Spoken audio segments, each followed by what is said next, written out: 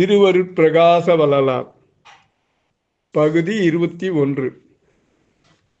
கையேடு படித்த கலைஞன். அருட்பெருஞ்சோதி அருட்பெருஞ்சோதி தனி பெருங்கருணை அருட்பெருஞ்சோதி.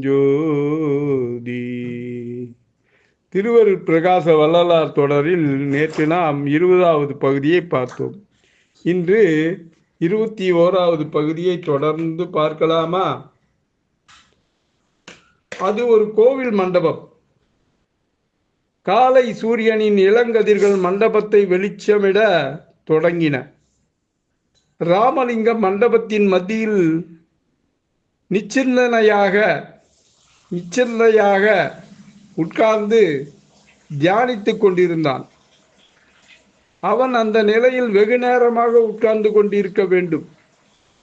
மெய்யுணர்வு அற்று ஜடம் போல இருந்த அவனது நிலை அதைத்தான் சொல்லியது. அந்த நேரத்தில் பக்தர்கள் சிலர் அவனை தேடி அங்கே வந்தார்கள். மண்டபத்தில் அவனை கண்டதும் அவர்களுக்கு மகிழ்ச்சி ஏற்பட்டது. ஒருவருக்கொருவர் புன்னகையோடு பார்த்து கொண்டார்கள். அவர்களில் ஒருவர் ராமலிங்கத்தை நெருங்கி பணிவோடு, "தம்பி ராமலிங்கம்" என்று அழைத்தார். குரல் கேட்டு தியானம் கலைந்து கண் விழித்த ராமலிங்கம் தன்னை அழைத்தவரை பார்த்து, "சொல்லுங்கள் ஐயா" என்றான். அதற்கு அவர் பவ்யமாக, "இந்த கோவில் மண்டபத்தில் இப்படி நிச்சிந்தையாக அமர்ந்து தியானித்திருக்கும் உன்னை தொந்தரவு செய்வதற்கு மன்னிக்க வேண்டும் தம்பி" என்றார் அவர். "பரவாயில்லை, சொல்லுங்கள்" என்றான் ராமலிங்கம். வந்தவர்களில் மற்றொருவர் அதற்கு தாங்கள் வந்த விஷயத்தை சொல்லும் ஆயத்தமாக முதலில் அவனை புகழத் தொடங்கினார். "இந்த பால பருவத்தில் சுவாமி போல் பாட்டெல்லாம் பாடுகிறாயாமே, அதுவும் சுயப்பாட்டாமே" என்றார் அவர். "யார் சொன்னது?" என்று கேட்டான் ராமலிங்கம். "எல்லோரும் பேசிக்கொள்கிறார்கள்" என்றார் வந்தவர்களில் இன்னொருவர். அது கேட்டு ராமலிங்கம் மிகுந்த அடக்கத்தோடு சொன்னான், "திருவருள் கூட்டுவித்தது, அருள் பாட்டு பாடுகிறேன்." அவர்களில் ஒருவர் உடனே, "மருள் நீக்கும் பாட்டு என்றும் சொல்கிறார்களே" என்றார் அவர். "இருள் நீக்கும் ஒளிப்பாட்டு என்றும் புகழ்கிறார்கள் தம்பி" என்றார் மற்றொருவர். "எல்லாம் திருவருள் சம்மதம்" அமைதியாக சொன்னான் ராமலிங்கம். அவன் அப்படி சொல்வதை எதிர்பார்த்து காத்திருந்தவர் போல் இன்னொரு உற்சாகத்தோடு உடனே, "திருவருள் சம்பந்தமாகத்தான் உன் உதவியை நாடி வந்திருக்கிறோம் தம்பி" என்றார். "திருவருள் சம்பந்தமாகத்தான் உன் உதவியை நாடி வந்திருக்கிறோம் தம்பி" என்றார் அவர். "அப்படியா? மகிழ்ச்சியோடு செய்ய சித்தமாக இருக்கிறேன். என்ன உதவி? சொல்லுங்கள் சொல்லுங்கள்" என்றான் ராமலிங்கம். "தினமும் நாங்கள் ஓதி துதிப்பதற்கு நமது துலுக்கானத்து ரேணுகை அம்மன் மேல் ஒரு பாமாலை பாடி தர வேண்டும். தினம் நாங்கள் பாடுறதுக்கு, ஓதி துதிப்பதற்கு துலுக்கானத்தம்மன் ரேணுகை அம்மனை பற்றி ஒரு பாடலை பாடி தர வேண்டும்" அப்படின்னு ராமலிங்கத்தை கேட்டாங்க. அவ்வளவுதானே. அடுத்த கணம் ராமலிங்கம் மனம் ரேணுகை அம்மையின் திருவருளுக்கு ஆட்பட்டது. அவன், "எல்லாம் அன்னை ரேணுகையின் திருவருள் சம்மதம் போல் ஆகட்டும், பாடுகிறேன், எழுதி கொள்ளுங்கள்" என்றான். அவர்களில் ஒருவர் நோட்டு புத்தகம் சகிதமாக வந்திருந்தார். ஒருவர் ராமலிங்கம் பாடுவதை எழுதுவதற்கு ஆயத்தமானார். ராமலிங்கம் பாடத் தொடங்கினான். உடன் அவர் எழுதத் தொடங்கினார். மனமெலியாமல்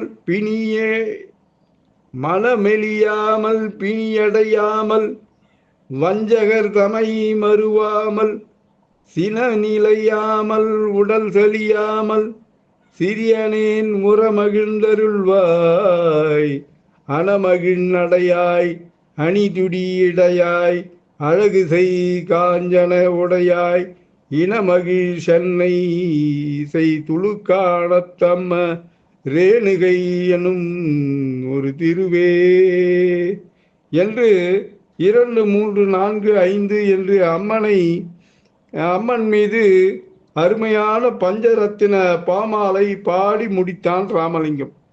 அன்பரும் அதனை வெகு கவனத்தோடு புத்தகத்தில் அழகாக எழுதி கொண்டார். ராமலிங்கம் பாடிய அருட்பாடலை கேட்ட அவர்கள் அனைவரும் பெரும் மகிழ்ச்சி அடைந்தார்கள். அந்த பேரானந்தத்துடனேயே அவர்கள் அவனை பாராட்டவும் தொடங்கினார்கள். அவர்களில் ஒருவர், ஆஹா, அற்புதம் அற்புதம் தம்பி ராமலிங்கம், நீ பாடி அருளிய துலுக்கானத்தம்மை பஞ்சரத்தின மாலை மிகவும் அற்புதம். இதனை நாளும் ஓதி அம்மனை வழிபட்டு வாழ்வோம் நாங்கள் என்றார் அவர். ராமலிங்கம் துலுக்கானத்து ரேணுகை அம்மை கோயிலின் வழிபாட்டு நடைமுறையை சிற்சில சமயங்களில் நேரில் கண்டிருக்கிறார். அப்போதெல்லாம் அங்கே அம்மனுக்கு பலி பூஜை செய்யப்படுவதைக் கண்டு அவன் உள்ளம் துடித்தான். ஆறா துயர் அடைந்தான். எப்படியாவது அந்த வழக்கத்தை அகற்றிவிட வேண்டும் என்றும் அந்த நாள் முதலே அவன் உறுதி பூண்டிருந்தான். இதற்கு இதுவே தக்க தருணம் என்று அவனுக்கு இப்போது பட்டது. உடனே அவன் தன்னை பாராட்டியவரை பார்த்து, ஐயா, உங்கள் எல்லோரிடமும் ஒரு வேண்டுகோள் விடுக்கிறேன், கேட்பீர்களா நீங்கள் என்றான் ராமலிங்கம். அவர்களில் மிகவும் முதியவராக இருந்த ஒருவர் முந்திக்கொண்டு, சொல்லுங்கள் தம்பி, நாங்கள் செய்கிறோம் என்றார் அவர். ராமலிங்கத்தின் கண்முன் ஒரு கணம் அந்த பலி பூஜை தெரிந்தது. அவன் உள்ளம் துடிக்க, உடல் நடுங்க, கண்கள் கலங்க, குரல் தழுதழுக்க அந்த முதியவரிடம், ஐயா, என்னால் பாடப்பட்ட இந்த பஞ்சரத்ன மாலை பாடும்போது ரேணுகை அம்மன் திருமுன் பலி பூஜை செய்யக்கூடாது. அந்த வழக்கத்தை அடியோடு விட்டுவிட வேண்டும் என்று தீர்மானமாக சொன்னான் ராமலிங்கம். ராமலிங்கம் கூறியதை கேட்டதும் முதியவர் மிகவும் ஆச்சரியப்பட்டார். அந்த வியப்பு மாறாமலேயே அன்புடன் அவனை நோக்கி, தம்பி, பிராணிகளிடத்தில் நீ கொண்ட வாஞ்சை என்னே அழகு. அடடே, இந்த இளம் வயதில் உனக்கு இத்தனை பேரிருக்கமா என்று புகழ்ந்தார் அவர். மற்றவர்களும் ராமலிங்கத்தை போற்றத் தொடங்கினார்கள். அருளின் பிறப்பிடம், கருணையின் ஊற்று என்று ராமலிங்கத்தை புகழ்ந்து தள்ளினார்கள். இன்று முதல் இல்லை, இந்த கணத்திலிருந்தே துலுக்கானத்தம்மன் ரேணுகை அம்மனுக்கு உயிர் பலி இல்லாத பிரார்த்தனை தான் நேர்ந்து கொள்வோம். இது சத்தியம் சத்தியம் சத்தியம் என்றார். மற்றொருவர் சத்தியம் செய்தார். உடனே மற்றவர்களும் ஆமாம் ஆமாம் ஆமாம், இது சத்தியம் சத்தியம் என்று உறுதி சொன்னார்கள். தனது உயிர் கருணை வென்றது என்பதில் ராமலிங்கத்தின் உள்ளம் பேருவகை கொண்டது. இதுவும் திருவருட்செயலே என்ற ராமலிங்கம் அவர்களை முகமலர்ச்சியுடன் பார்த்து உள்ளத்தில் பொங்கி நின்ற அன்போடு, உங்கள் அனைவருக்கும் எனது நன்றி என்று கைகூப்பி வணங்கினான். அவர்களும், நல்லது தம்பி, நாங்கள் சென்று வருகிறோம் என்று வணங்கி விடைபெற்று புறப்பட்டு போனார்கள். மீண்டும் ராமலிங்கம் கண்மூடி அசைவற்று தியானத்தில் ஆழ்ந்தார்.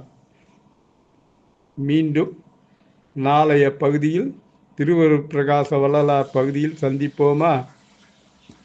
வள்ளலார் திருவடிகளே சரணம். பக்தியுடன் எம் தணிகானந்தம், சேந்தமங்கலம். வணக்கம்.